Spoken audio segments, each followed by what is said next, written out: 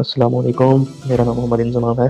آپ دیکھ رہے ہیں روح اسلام۔ اللہ تعالیٰ نے مٹی سے حضرت آدم علیہ السلام کو بنایا اور اپنی روح بہت بڑا لمحہ تھا۔ اللہ نے فرشتوں کو حکم دیا یہ سجدہ عبادت کا نہیں بلکہ عزت۔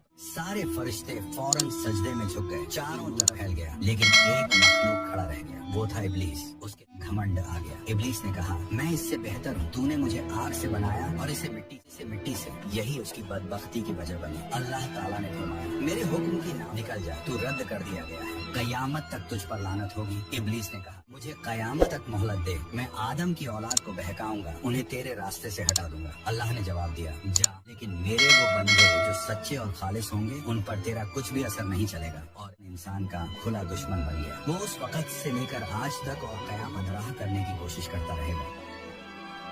میری ویڈیو پسند آئی ہے تو چینل کو سبسکرائب کر دیں، اور اسی طرح اسلامک ویڈیو دیکھنے کے لیے مجھے فالو کریں۔ شکریہ، اللہ حافظ۔